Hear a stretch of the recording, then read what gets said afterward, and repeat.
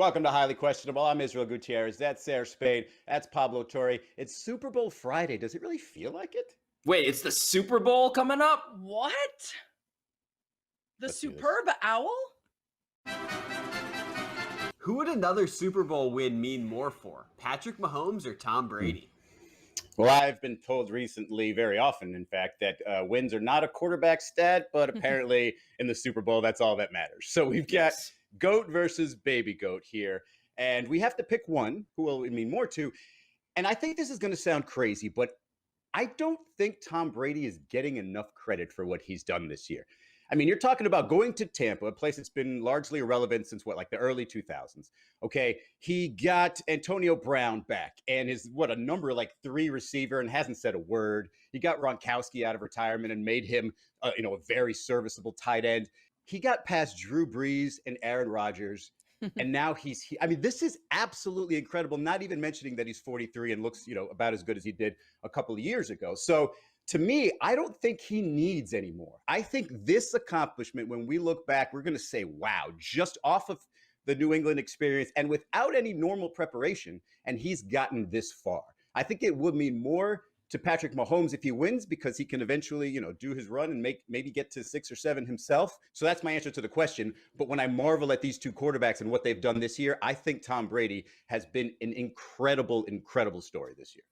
So I'm going to take this question seriously, which I'm loath to do because it's a ridiculous hypothetical question that evades all of the reality of how a football game is played. However, I'm going to agree with Izzy for this reason. It is because Patrick Mahomes gets so much credit, like credit all the time, credit beyond even what he is due as perhaps the most talented quarterback ever.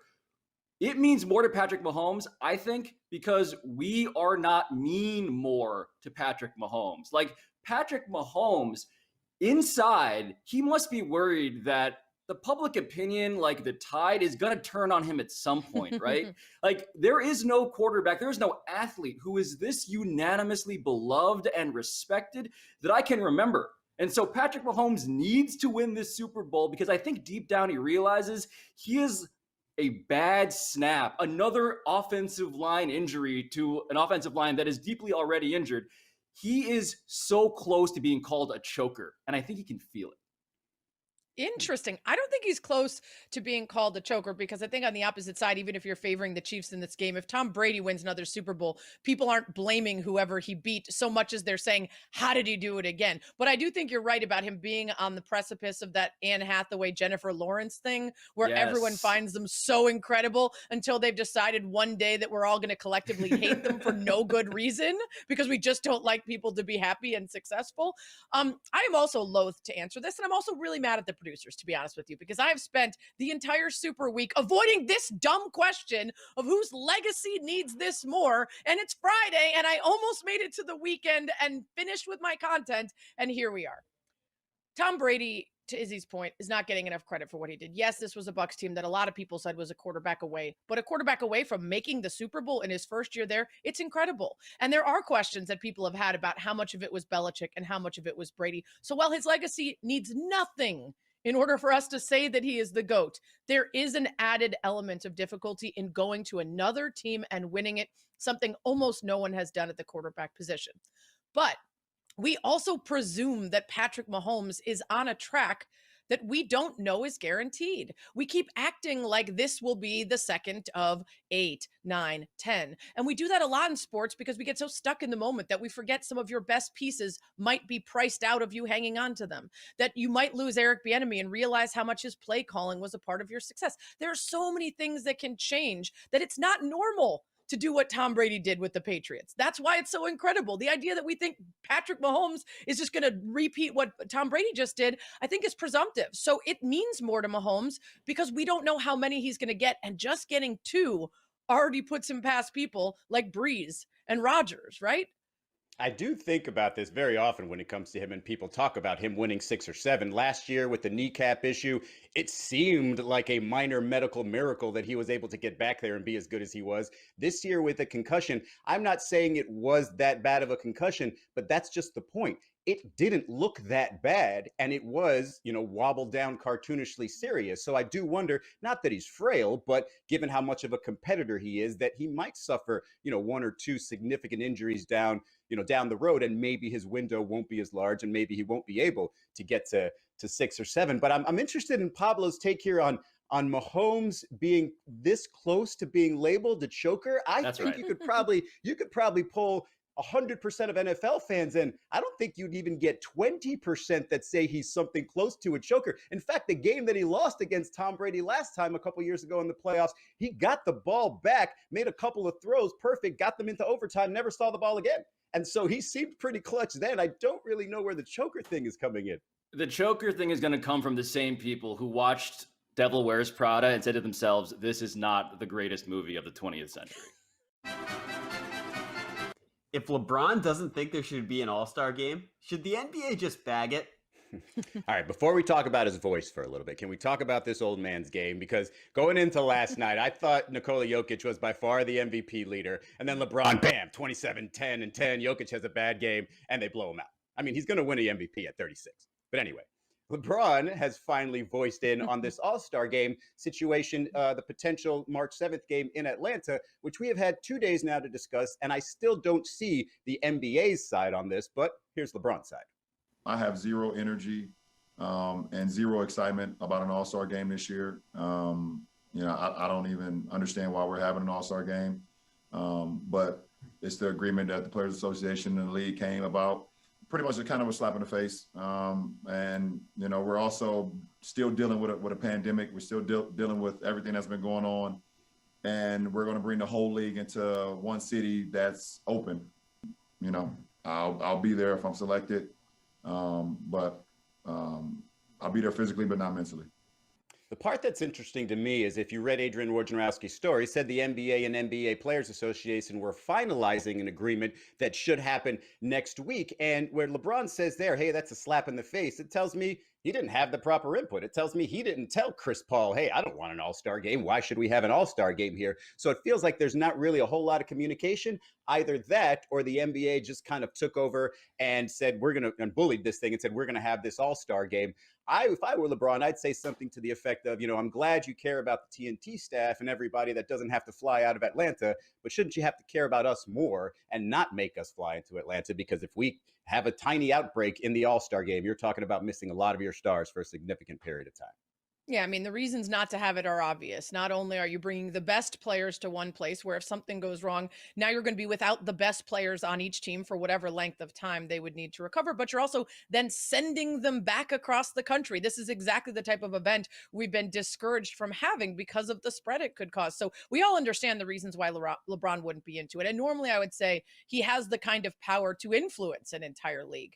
But he pointed it out. This is an agreement between the league and the Players Association. So whether or not they were promised before this season started that they would not have an all-star game, that they would get that break because of the quick off season, because of the schedule being packed in, doesn't matter anymore if that's what they were promised, because Chris Paul and that Players Association is also on the side of let's go for it. Again, to Izzy's point, we haven't really heard a great argument for why, other than the obvious, the almighty dollar.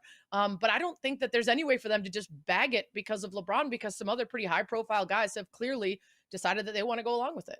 Yeah, the behind-the-scenes stuff on the union end of things is why I'm fascinated by this, because, yeah, Chris Paul and LeBron James, obviously, they go on vacation every summer that they can. They are part of that banana boat crew. They should theoretically have more communication on this. But I'm always fascinated as to when those alliances within the players tend to break down. Chris Paul and LeBron, obviously both superstars. So what could it be? Well, there's another part of that quote from LeBron that I thought were interesting. He talks about how, hey, we had 71 days of an offseason because we just won the NBA title. The gulf that we're seeing emerging within the Players Association is between LeBron and the Lakers, and possibly the Miami Heat for that matter, the teams that were in the NBA Finals, versus all the teams who got so much more rest. So yes, the pandemic concerns, absolutely important. All of the stuff that Sarah and Izzy just described, super good to keep in mind as it comes to virus control. But I think deep down, what LeBron may be as much focused on is the idea that I actually am trying to win this MVP and go back to the finals. And this is not going to help my purposes. And to your point, Pablo, this is a guy that we all kind of said, okay, we'll see him around Christmas. He'll disappear for a month and then come Yes. back in when the Lakers are making a run. He's played in every game. Now he's averaging fewer minutes than ever before, but he's playing in every game at an MVP level. And he's kind of like, listen, I don't need any more all-star appearances. What I need is some more titles. That's where my focus is. Quit trying to pull me away from anything that's focused on just the championship. Well, it's interesting what could be the worst case scenario here, because you would assume that given the time, there wouldn't be a penalty for backing out of the All-Star game like there normally is. Oh, you get fined. But even if there is, and you have a player like LeBron opting out, and you get a few more players opting out, what do you do then? Like, you can find them, and you can say, okay, we'll have a less entertaining All-Star game. We'll have an All-Star game that's unlike any other All-Star game and has a lot less meaning because we had to name a bunch of replacements. That to me makes it even emptier and has even less reason for it to happen. So again, if you're LeBron James, you could even threaten that. I'm not going to play in this thing, so why are we having it? Up next on HQ. You can absolutely still brag about it, and you can brag about fooling me. Normally I get mad when I'm tricked, but this time I'm like, you got me. Because I saw this in my timeline, and I was like, that's incredible. Look at you. Congratulations. And it is not until now that I realize that I have been fooled.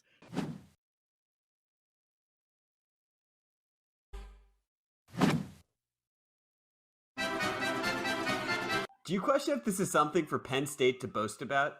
Well, Super Bowl season is often bragging season for a lot of these major colleges, and Penn State tried to brag a little bit about the Super Bowl by posting this. A Penn Stater has appeared in every Super Bowl. Every. I mean, that's wow. crazy impressive. That is wild. That's amazing. Can we enhance a little bit? Except for 5 since 1967. Oh, wow. man. That is the definition of burying the lead. Like, just the absolute fine print there. I don't know if you can brag about that. I think this makes it way worse, doesn't it? I think you can absolutely still brag about it, and you can brag about fooling me. Normally I get mad when I'm tricked, but this time I'm like, you got me. Because I saw this in my timeline, and I was like, that's incredible. Look at you. Congratulations. And it is not until now that I realize that I have been fooled. This is the strategy taken by every movie poster that exists these days, where it's like the greatest movie of all time. And then you zoom in and it's like says Twitter user at moron59, which is a great fake Twitter name I just made up improvisationally. It's my burner account. Do you question if Bryce Harper regrets leaving DC? Well, Bryce Harper, who we'll maybe see sometime soon in the baseball season, was listing his favorite baseball players. Here's his list. My favorite players to watch right now, definitely Juan Soto, one of the best swings in the game, a lot of fun to watch. And my other favorite player, probably another guy I played with, is Trey Turner. They both, I mean, just dynamic players and a lot of fun to watch. Well, his ex-teammates, right? So you think he'd maybe throw in a Philadelphia Philly in there or two, no? This is like if my husband got asked some of his most memorable places he's ever gone on a date. Yeah. And then they were all people before me. That would make me sad. Can we watch that video one more time real quick? Because I just want to make sure of something.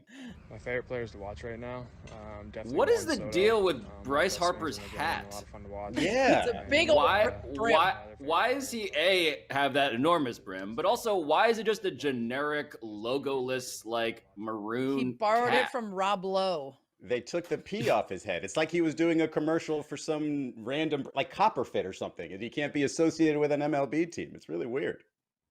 I'm not going to say any of the things that I was just about to say.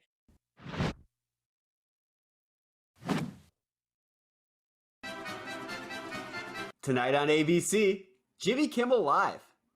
I almost forget every year about the tradition of football players reading mean tweets right around this time, and then I'm always pleasantly surprised. Here's Tom Brady's. Tom Brady seems like the kind of man who doesn't know how to use a wrench. It's kind of true. Hi, I'm Tom Brady, and I'm a crybaby, and I have a butthole in my chin. Butthole? Can we be real for a moment? Is there really anyone you'd rather see dropped in a vat of rendered bacon fat? And Tom Brady. Hope everyone has a great Monday, except for Tom Brady. F you, Tom Brady. Tom Brady, you fat. I hope you cry. I do cry too. You, Tom Brady. I hope this loss depresses you so bad that you hardly have sex with your supermodel wife in your giant mansion. I have no comment to that. You ever listen to Tom Brady speak and think to yourself, this is the personification of an actual butthole taking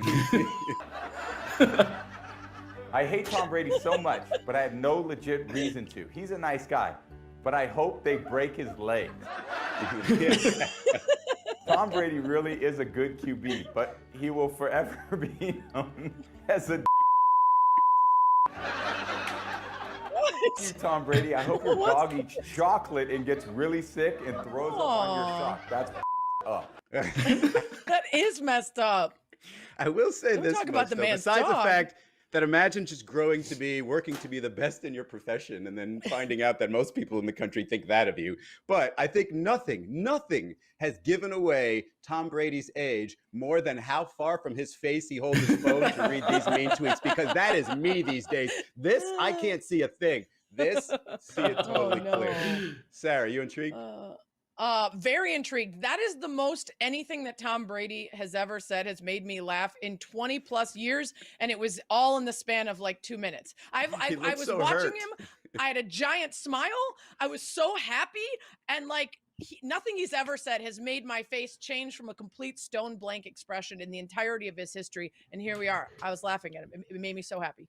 All he had to do was insult himself. How about you, Pablo? Yeah, You intrigued? yeah. I am very intrigued, but the reason is he was holding his phone here as opposed to right here is because if you could sort of like show this on screen for a second, he was just showing off his cheekbones, which look like they could just cut through steel.